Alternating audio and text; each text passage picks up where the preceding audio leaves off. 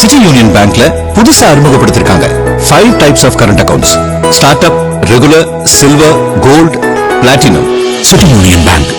காங்கிரஸ் பொதுச் செயலாளர் பிரியங்கா காந்தியின் கணவரும் தொழில் அதிபருமான ராபர்ட் வாத்ராவின் 7.64 கோடி ரூபாய் மதிப்புள்ள 43 சொத்துக்களை முடக்கியதோடு அவருக்கு எதிராக டெல்லி ரோஸ் அவென்யூ நீதிமன்றத்தில் குற்றப்பத்திரிகையையும் அமலாக்கத்துறை தாக்கல் செய்துள்ளது.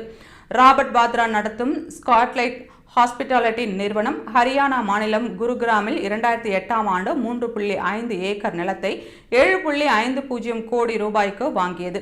அதில் அடுக்குமாடி குடியிருப்புகள் கட்ட அனுமதி வழங்கப்பட்டது. பின்னர் அவ்விடம் DLF நிறுவனத்திற்கு 58 கோடி ரூபாய்க்கு விற்பனை செய்யப்பட்டதாகவும் நிலத்தின் மதிப்பு பல மடங்கு உயர்ந்தது என்றும் குற்றச்சாட்டுகள் எழுந்தன. அதே நேரத்தில் 2010இல் லண்டனில் உள்ள ஒரு சொகுசு வீடு ஆயுத தரகர் சஞ்சய் பண்டாரியால் ராபர்ட் வாத்ராவுக்கு விற்பனை செய்யப்பட்டது. அது ஒரு வகை லஞ்சமாக கருதப்படுவதாகவும் அமலாக்கத்துறை தெரிவித்துள்ளது.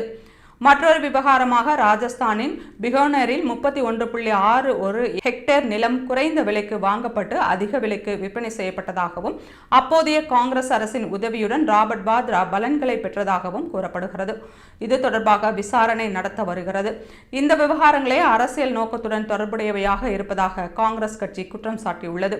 இது குறித்து கூறியுள்ள மக்களவை எதிர்க்கட்சித் தலைவர் காங்கிரஸ் மூத்த தலைவருமான ராகுல் காந்தி, என் மைத்துனரை கடந்த 10 ஆண்டுகளாக இந்த அரசு வேட்டையாடி வருகிறது. இந்த குற்றப்பத்திரிகை அதன் தொடர்ச்சியே.